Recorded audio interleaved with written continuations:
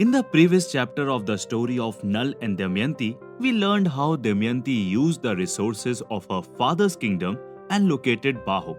We also found out how she cleverly lured him into coming to Kundenagar without wasting any time.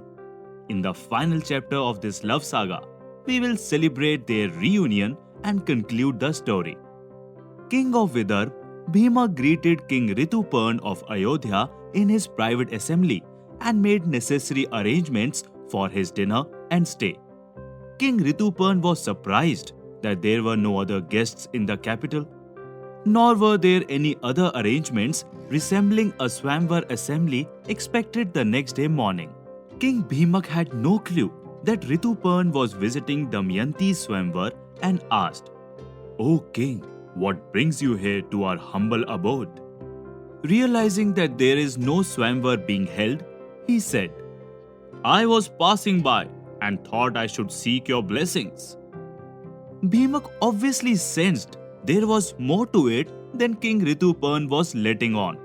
However, decided it was wise not to push any further. A royal guard accompanies King Rituparn to the guest chambers. Bahuk and Varshane were given a place to stay in royal servant quarters near the stables. Not seeing Nal, Damayanti was getting worried. She called her maid and said, "Keshini, you go to the servant quarters and find out who this ugly man is. It is possible that he is my husband in disguise. You go to him and tell him the same story I told those messengers. Listen to what he has to say and then repeat his answer to me verbatim." Keshini went to the servant quarters and asked Bahuk, "Bahuk, where is King Nal? Do you or Varshane know anything about his whereabouts?" Bahuk told Keshini, "Me and Varshane are charioteers of the royal carriage of King Rituparn of Ayodhya. We have brought him here to participate in Damayanti's Swamvar. Varshane had dropped Nal's children here and went to Ayodhya. He also does not know where King Nal is." Bahuk went on, "King Nal is living in disguise. Only he himself or Damayanti can see through his disguise. He is very disappointed that Damayanti decided to marry again. He left Damayanti because he was not in his right mind and has been suffering ever since. Damayanti should not be angry at him. Instead, she should show empathy."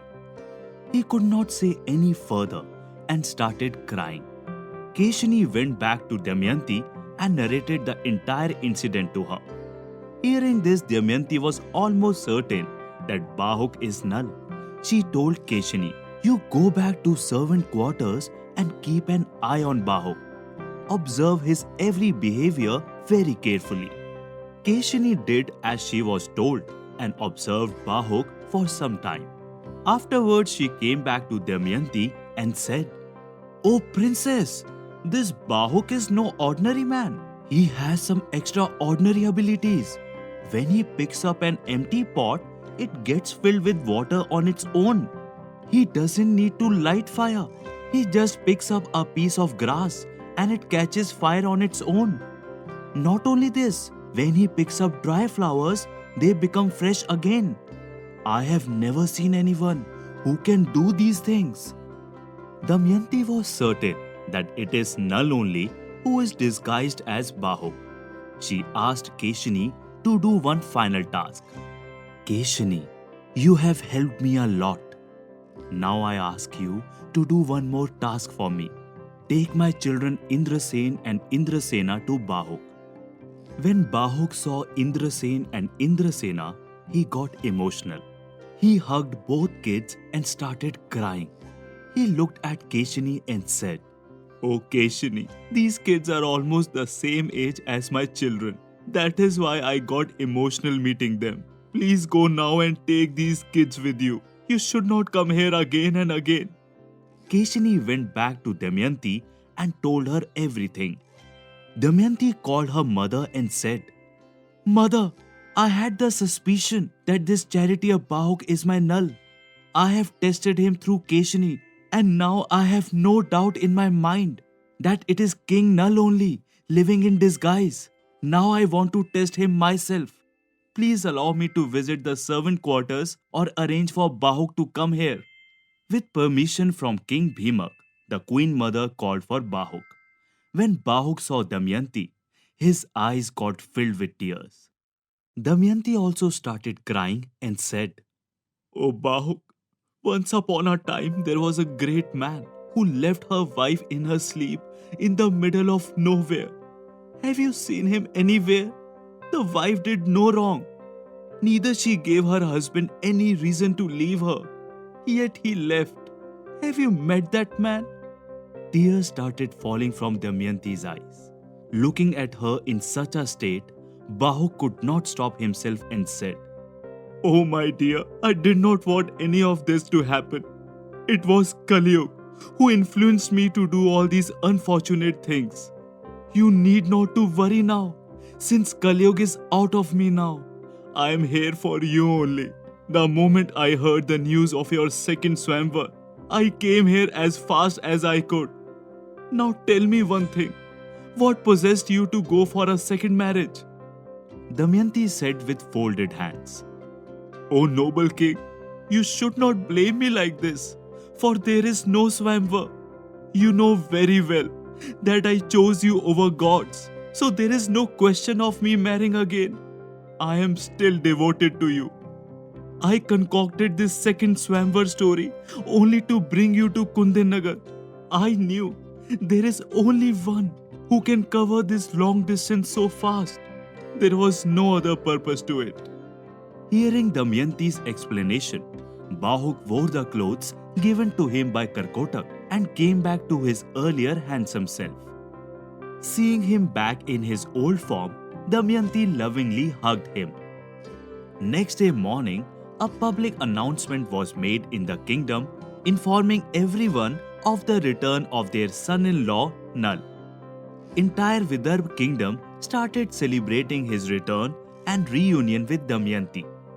When King Rituparn found out that it was King Nal only who was disguised as Bahuk, he asked for forgiveness for any hardships he might have had to endure while living in his kingdom. Nal expressed his gratitude towards the king of Ayodhya for his kindness and helping him in his time of need. He also taught him the skill to train horses as promised. Afterwards, King Rituparn returned to Ayodhya. Nal stayed in Kundinagar with his in-laws for a month. Afterwards, with permission from his father-in-law, he left for Nishad. Bhimak sent his son-in-law with a gift of 16 war elephants, 50 horses and 600 soldiers. Once in Nishad, Nal challenged Pushkar for a rematch. Nal said, "Oh cousin, I am here to challenge you for a game of dice. You either accept my challenge or face me in a duel to settle a score."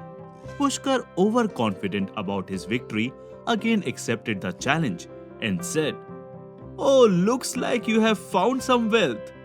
I promise you, this time I will win Damayanti also." The game was set. Only this time, Kaliyug was not living inside Nal. Neither the dice were loaded to favor Pushkar. To top it all, Nal now had the knowledge he got from the king Rituparn. This time, the odds were in Nal's favor. He started winning everything back from Pushkar one by one. He won back the kingdom of Nishad, his army, his wealth, his palace, everything. In the end, Pushkar bet himself and lost. Now Nal said, "Pushkar, this kingdom now belongs to me. I am your king, Damayanti is your queen, and you are her servant." Pushkar sat at Nal's feet with folded hands seeking forgiveness. Nal continued, "Oh fool, you never beat me. I do not want to hold accountable for a conspiracy masterminded by Kaliyug. I forgive you and return your city to you.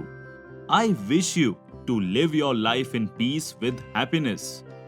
King Nal again sat on the throne of Nishad and started ruling along with his beloved Damayanti. After narrating this story to Yudhishthir, Brihadashva Rishi said, "Like you, King Nal also brought hardship upon himself by falling victim to an unfortunate game of dice. He had to endure all the hardships alone.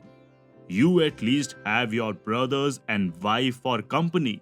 You should not be sad and lose hope. The way King Nal got back his kingdom in the end, you will also win your kingdom back and rule over Hastinapur when this ordeal is over.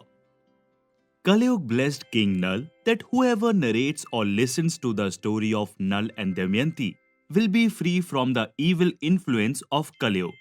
We wish everyone listening to this finds peace and hope and be free from bad influences.